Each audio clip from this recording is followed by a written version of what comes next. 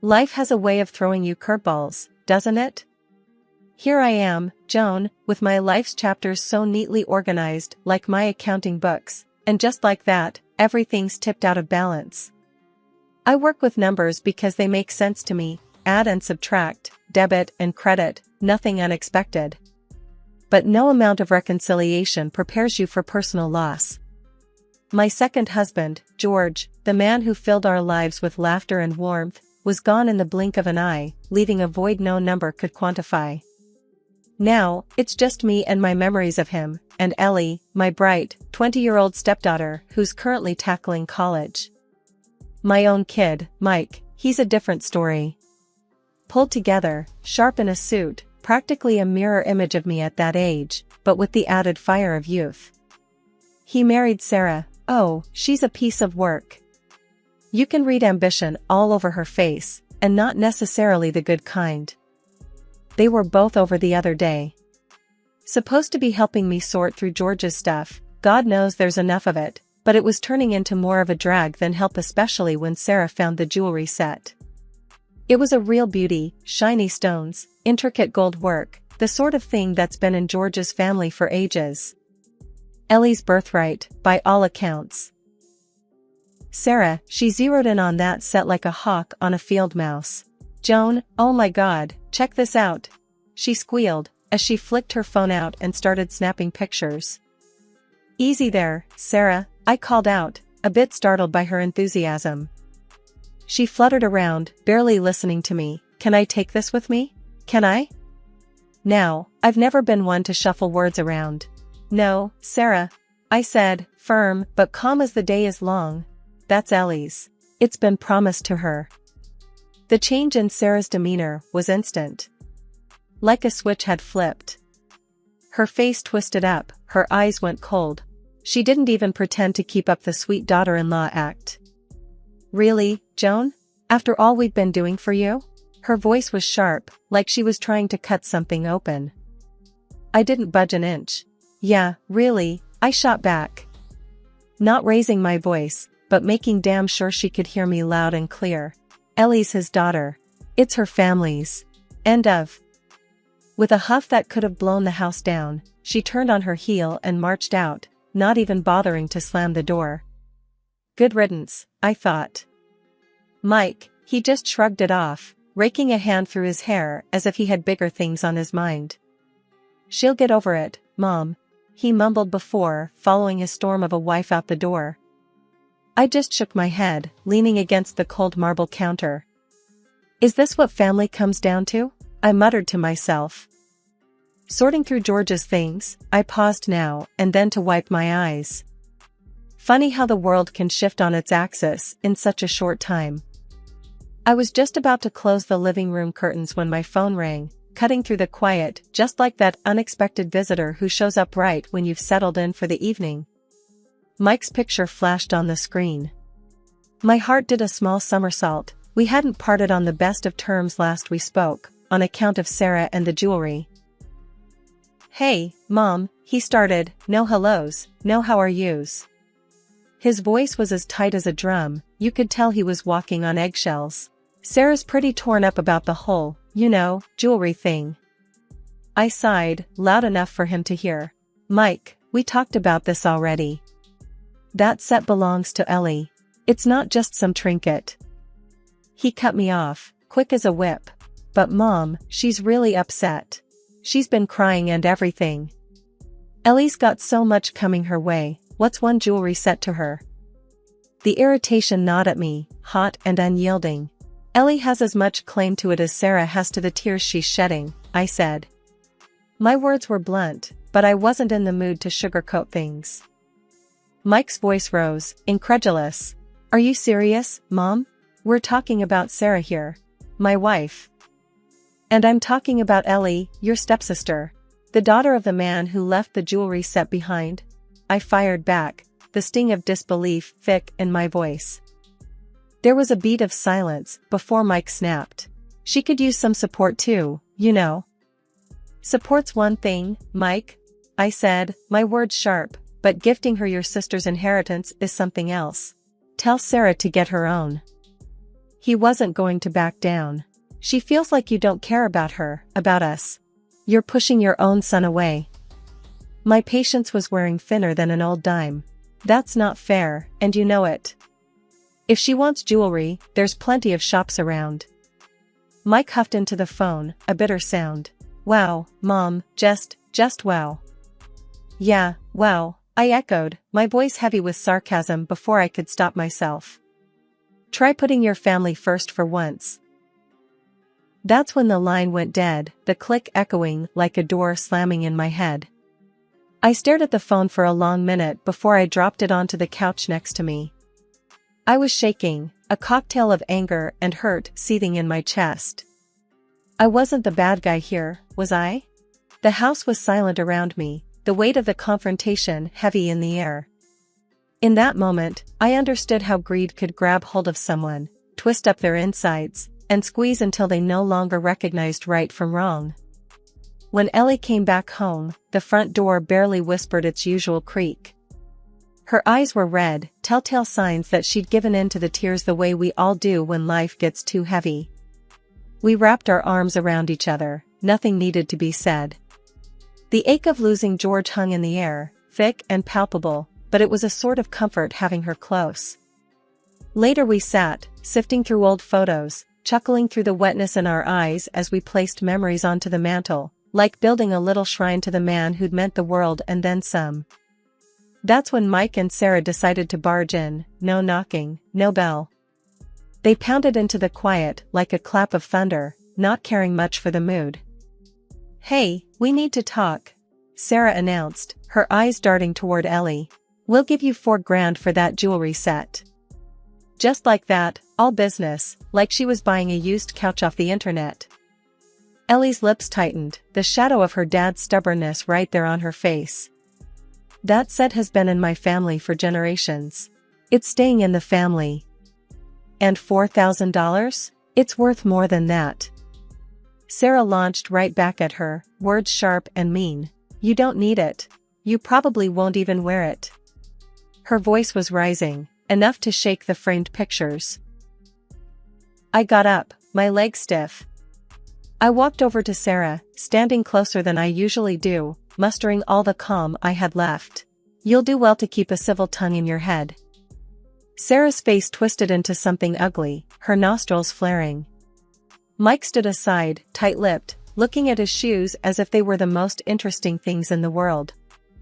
Enough, I said, my voice sounded strange in my ears, too calm. Out of my house. Now. Mike finally looked up, his eyes mean slits. So it's always Ellie, huh? No room for your son? For your daughter-in-law? His words, stupid and sharp, tried to get under my skin. I let them glance off me. Out, I said again, a steel thread in my voice, before I lose my temper.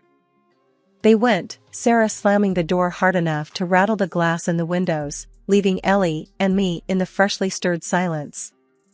We sat back down, suddenly so tired, clinging to each other. We didn't have to talk about it, we just knew. This kind of grief, it was heavy enough without adding a side of greed and ugly words. The farewell to my husband was a somber sea of black attire and hushed voices. Neighbors, poker buddies, and partners from the firm, George's absence left a hole in the lives of many.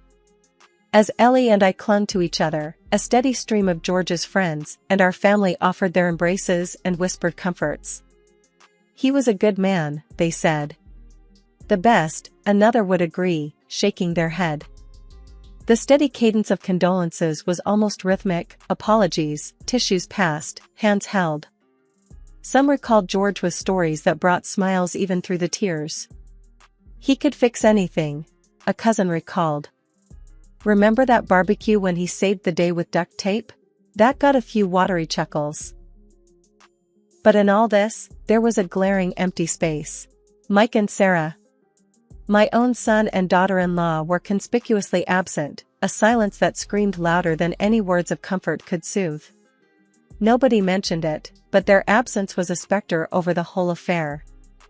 After the ceremony, weighted by the heaviness of the day, Ellie and I returned home. Our door was a mess, wood splintered all around the lock. I felt my stomach drop.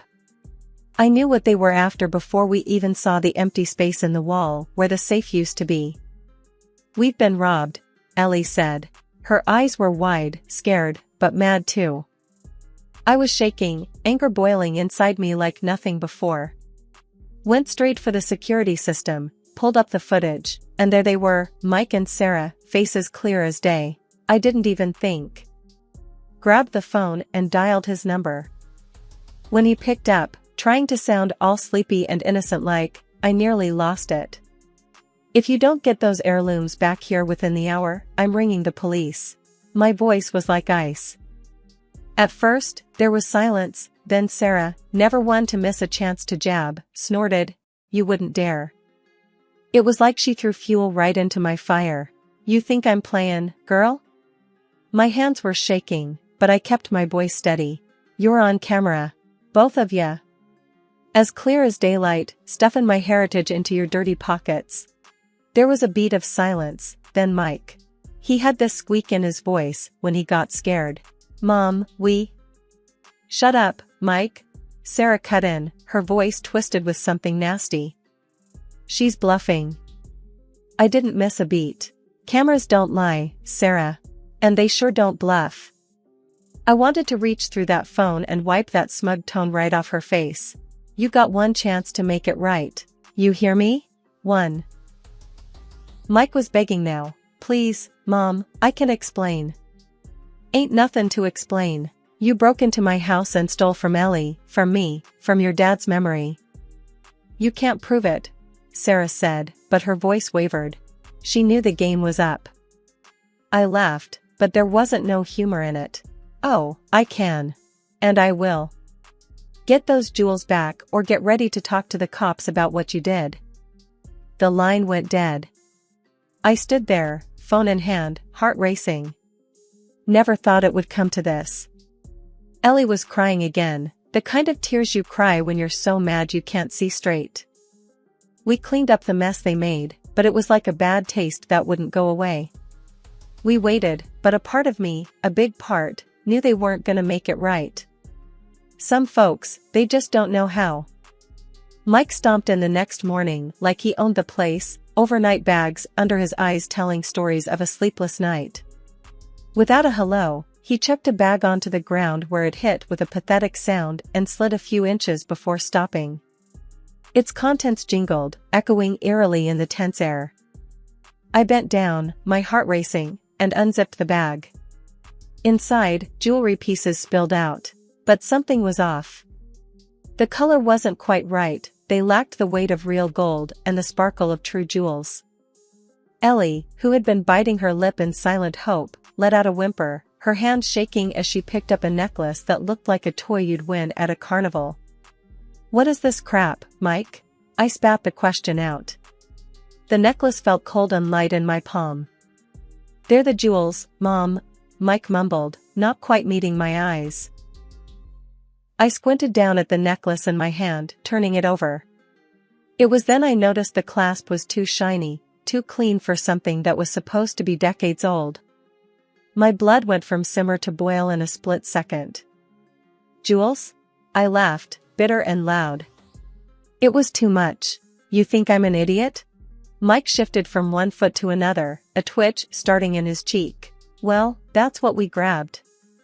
"Grabbed from where, a damn costume shop?" I threw the necklace back into the bag. It landed with a plastic clack that said everything we needed to know. Ellie burst out, tears streaming down her face, accusations mixed with sobs. "How could you do this to us? To your own family?" I should have felt something looking at my son standing there, this broken man-child we raised. But all I felt was a cold hard anger. It was clear even the semblance of family was gone, burned up by greed and lies. "Mom, Mike started, but his words were slurred by the corner of his mouth that wouldn't stop twitching. "Save it," I found myself saying, cutting him off. The weight of the phone in my hand was suddenly the only real thing in the room. Mike's eyes darted to the phone. "Come on, you're not really gonna call the cops on your own son, are you? Watch me." The numbers on the keypad felt oddly solid under my fingertips. "This is the last straw. You don't understand. No, you don't understand. I stood firm, phone to my ear, as the dial tone buzzed, waiting for my next move. I gave you a chance to fix this mess. And look what you brought me. Cheap fakes. Mom, I swear to you, but even as Mike tried to speak, there was a shifty, desperate look in his eyes that told me he had no truth to offer. The ringing stopped, replaced by the operator's voice. 911, what is your emergency? I glanced at Ellie, her face streaked with tears, the fake jewels lying discarded between us, and back at Mike, who looked like a cornered animal. Yes, I said into the phone, my voice steady. I'd like to report a theft. I was standing in my kitchen, trying to make sense of the chaos the past hours had unleashed, when the call came in. It was brief.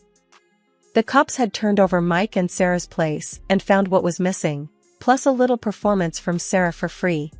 Pulling up to the station, I couldn't help the acid churning in my stomach. Walking in, the officer on duty nodded at me. We found your items, he said. No pleasantries, just down to business as usual. Sarah was in full drama mode when I saw her behind the glass, flaring up the second she spotted me. This is all your fault, Joan, she screamed, her face a twisted snarl of blame and mascara trails. Excuse me? I couldn't help my eyebrow shooting up. You two are the ones in hot water, not me. But you pushed him into it, she shrieked, hands gripping the bars, knuckles white. I shook my head. No, Sarah. You pushed. You screamed for diamonds and he jumped. Mike sat there, head hung low, not even a shadow of fight left in him. When our eyes met, he muttered, I just love her too much, alright? Love? I snorted. Is that what you call it? Looks more like stupid to me. Watch your mouth. Sarah snapped like a cornered animal. Spare me, honey, your act doesn't work on me. The back and forth could have gone on for hours, but I had enough. I needed answers. Why did you do it, Mike? Why'd you take from your stepsister? His voice was soft, resigned. I told you, I love her. She wanted those jewels so bad. And you thought stealing was the way to go? The words were out before I could help myself. Mike shuffled his feet, glanced at Sarah who was biting back words now, realizing maybe that silence was her best defense. Mike looked up, his eyes begging me to understand something that I couldn't. I didn't think it would hurt anyone. I stood there, feeling a gulf miles wide stretch between us. But it did, Mike. It really did. Seeing my eyes, maybe the steel in them, he deflated. I'm sorry, Mom. I messed up. Sarah was quiet now, watching, perhaps realizing the mess she'd coaxed Mike into was unraveling fast. I can't fix this, Mike. You're going to have to face the music on this one. I know, he said, and for a second he wasn't the man who had broken my trust, just the boy who used to call me Mom in that soft way that tugged at my heartstrings. I turned my back on both of them, Sarah's silent sobs and Mike's apologies fading as I walked out the station door. There was nothing left to say. The damage was done. It was out of my hands now, and in the arms of the law. As I sat there in the courtroom's stiff chair, my back aching from tension and the chill of justice about to be served, I had a sinking feeling. Mike and Sarah, dressed in their not quite I'm innocent but I'll try courthouse best, were out of options and out of favors. The judge had the kind of stern look you don't forget, not after you've been on the receiving end of it. The prosecutor was laying it on thick, words like calculated theft and breach of trust hanging in the air. Mike and Sarah's lawyer did his song and dance, talking about how they were good people who just made a bad mistake. Folks who fell on hard times, he said. I caught Mike's eye. He was pale, looking like he'd gladly swap places with anyone in the room. The judge called for order, and the room hushed to a standstill. Then he laid it out. The evidence against you is conclusive. The trust you've broken is not something that this court takes lightly. Sarah was fidgeting, a jittery energy about her. Your Honor, we really didn't mean any. Silence in my courtroom. The judge's gavel came down like a thunderclap, snapping us all upright. Sarah clammed up, looking like she might burst. The jury didn't need long, guilty on all counts. When the sentences were read, I could barely hold it together. Mike got 3 years and Sarah 5, no chance of parole. As they led Mike away, he turned to me, his voice just above a whisper. "I'm sorry, Mom." My heart was heavy, a mother's love wrestling with the cold hard need for justice. "You did this to yourself," I said, the words like lead on my tongue. Sarah tried to play tough, always the actress, but her voice shook as she spat, "This is your doing, Joan." I fixed her with a look my own mother would have been proud of. "No, Sarah. You too did this. And now you'll do the time." The courtroom buzzed with the shuffle of feet and soft murmurs of the crowd, but I sat still, letting the reality sink in. My own son, behind bars because he couldn't say no to his wife, and a daughter-in-law who would trade anything for a bit of sparkle, even her freedom. The hustle of people moving out didn't move me. I sat there until a friendly bailiff came over. "Ma'am, we need to clear the room." I nodded and got up, my legs stiff. "Yeah. I'm going." I didn't look back as I left the courthouse, the sky too bright for such a dark day. My heart was empty, but the truth had been laid bare, and they would pay for their choices. It was a hard lesson, but it was one they had to learn. The law had spoken, my conscience was clear, but the road ahead was nothing short of tough. It was over, at least for now. The rest was up to them. All right, so I had the jewels locked up tight in the safety box, the kind down at the bank with all those hefty doors and pin codes like something out of a spy film. They're collecting dust, and Ellie, probably better off for it. Ellie was flipping through one of those gossip mags, lounging on the sofa. Our moments were quiet now, soaking in the still of our gotta-get-by house, like 2 peas in a pod. And that's something. The phone rang, shattering our quiet little bubble. It was Mike calling from his concrete suite. "Mom, I'm sorry, all right? I was a fool," he said, voice echoing off those prison walls. "Sorry's only the start, kiddo. You've gotta make it right." I pressed the phone against my ear, feeling the warmth like it was his cheek. In the background, I could hear other prisoners, their calls, their yells. A whole chorus of mistakes. "I know, Mom. It's just hard." A hot sigh escaped me. Hard's just another word for life, boy. You get strong or you get gone. You make your choices. Silence chewed at the line for a second. "I hear ya," he finally said. Ellie caught my eye, and she mouthed, "He's still your kid." I nodded at her, a lump in my throat the size of a fist. "You work it out in there, Mike. You hear?" "Yeah, Mom, I will." We hung up and I felt the air weigh down on me. Ellie scooted closer, shoulder to shoulder. "He means it, Joan." I nodded again. "Hope's the last to die," I muttered. Turning in for the night, I felt the sack of worries loosen just a touch. Mike had messed up big time, but he had a good head on his shoulders when he used it. Ellie, well, she was tough as nails, even if she didn't always see it. The world didn't stop spinning for anybody, no matter how hard you fell. We'd pick ourselves up, dust off, and start the climb again, because that's what you did. That's what we'd always do. And it didn't matter how fancy your words were, actions, they spoke the loudest. Ellie's steady breathing from her room was the night's comfortable soundtrack as I settled into bed.